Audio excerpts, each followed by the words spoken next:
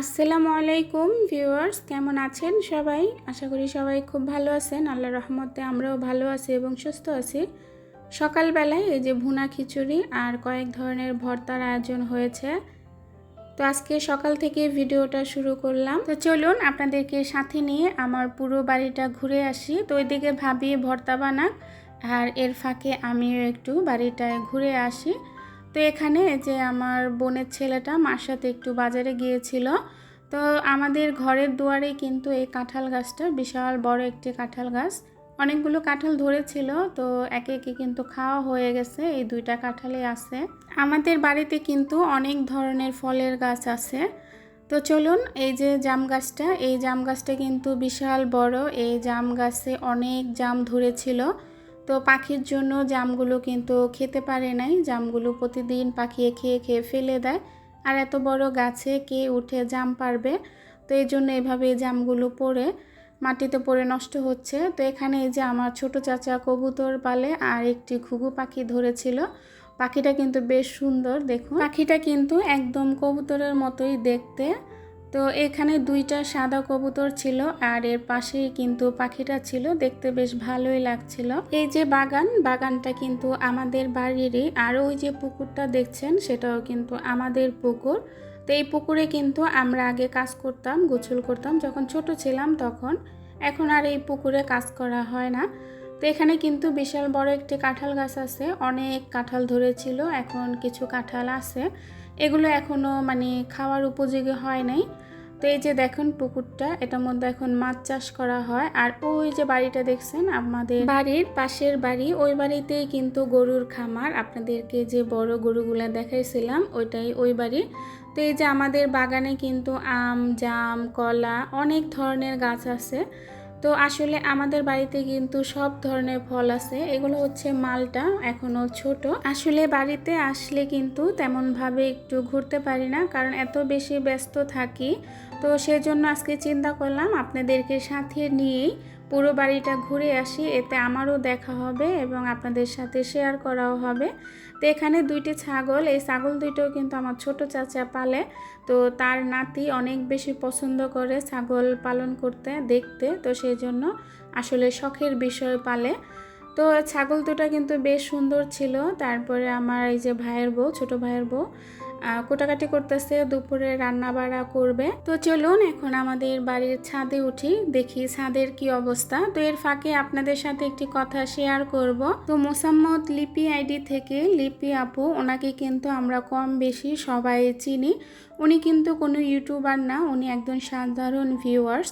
তো আমি যখন সবার ভিডিও দেখি বা ভিডিওতে কমেন্ট করতে যাই, সেখানে কিন্তু এই লিপি আপুর একটি কমেন্ট থাকে, প্রত্যেকটা ভিডিওর নিচে লিপি আপুর কমেন্ট থাকে। তো আসলে উনি এত ভালো মনের একজন মানুষ, এত এত নিঃস্বার্থভাবে মানুষকে ভালোবাসে। আমরা ছোট ইউটিউবার, আমাদেরকে এত সুন্দর সুন্দর কমেন্ট করে উনি যে আমাদেরকে উৎসাহ দেন, সত্যি অনেক ভালো একজন মানুষ উনি। কারণ উনি নিঃস্বার্থভাবে সবার ভিডিও দেখেন এবং সবাইকে অনেক ভালো সুন্দর সুন্দর কমেন্ট করেন। সেই কমেন্টের মাধ্যমে কিন্তু আমরা অনেক বেশি উৎসাহ পাই। তো লিপি আপু গত ভিডিওতে আমাকে খুব সুন্দর একটি কমেন্ট করেছেন, আমার 1K সাবস্ক্রাইবার হয়েছিল। তো সেখানে আপু কমেন্ট করেছেন।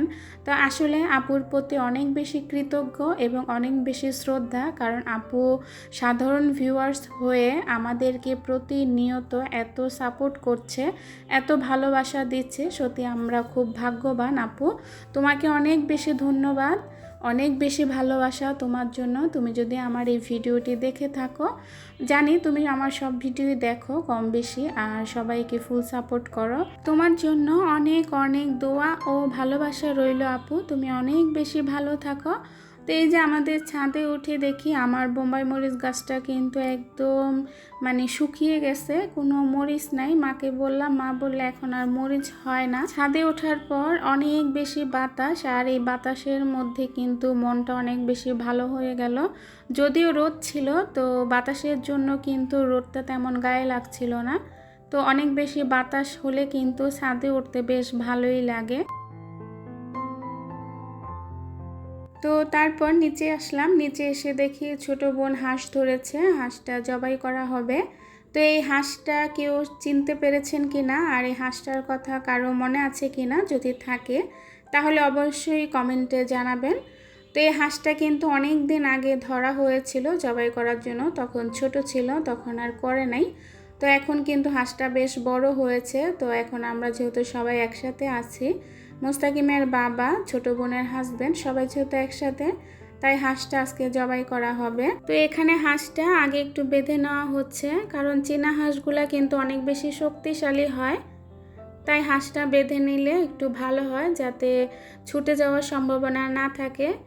তো এখানে ভাবি আর ছোট বোন কিন্তু হাঁসটা জবাই করবে।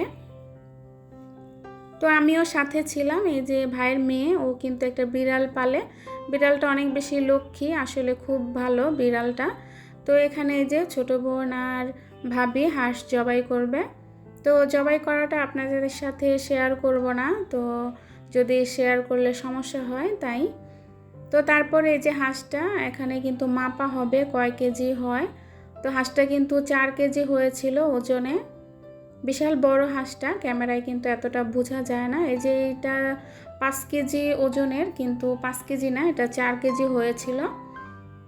তো হাঁসটা আজকে কিন্তু রান্না হবে না, আজকে কেটে বেছে তারপরে ফ্রিজে রেখে দেওয়া হবে। তো কালকে রান্না হবে। আজকে মা 2টা দেশি মুরগি আনছে, সেই মুরগি 2টা রান্না হবে। আর এখানে দেখেন, আপনাদের সাথে ঘুরতে ঘুরতে কিন্তু ভর্তার খিচুড়ি হয়ে গেছে। এখানে কাঁঠাল বিচি আর হচ্ছে আলু আর শুটকি ভর্তা ছিল, আর ভুনা খিচুড়ি। আসলে সকালে এই জিনিসটা খেতে কিন্তু বেশ ভালোই লাগে, আর যেহেতু এখানে ফ্যামিলি মেম্বার বেশি, সবাই মিলে খেতে ভালোই লেগেছিল। তো অফ ক্যামেরা আমাদের খাওয়া দাওয়া শেষ। এখানে যে ছোট ভাবি আর বড় ভাবি দুইজনে কিন্তু কাটাকাটি করতেছে। তো বড় ভাবি 2টা দেশি মুরগি সেটা কেটে নিচ্ছে, দুপুরের জন্য রান্না করবে। মুরগি 2টা কিন্তু বেশ ওজন ছিল। তো আমাদের এখানে কিন্তু দেশি মুরগি বিক্রি করা হয় বাজারে, তো সেখান থেকে মা 2টা মুরগি একবারে জবাই করে নিয়ে আসছে, ভাবি এখন কেটে নিচ্ছে। দেশি মুরগি খেতে কিন্তু বেশ ভালোই লাগে। তো এখানে রান্না বাড়ার আয়োজন হচ্ছে, 2 ভাবি মিলে রান্না বাড়ার আয়োজন করছে। আর আমার ছোট চাচি 2টা হাঁস নিয়ে আসছে, ওনারা এই 2টা হাঁস জবাই করবে। তো তাদেরও মেহমান আসবে, আমার ছোট চাচির মেহমান আসবে ঢাকা থেকে, সেজন্য।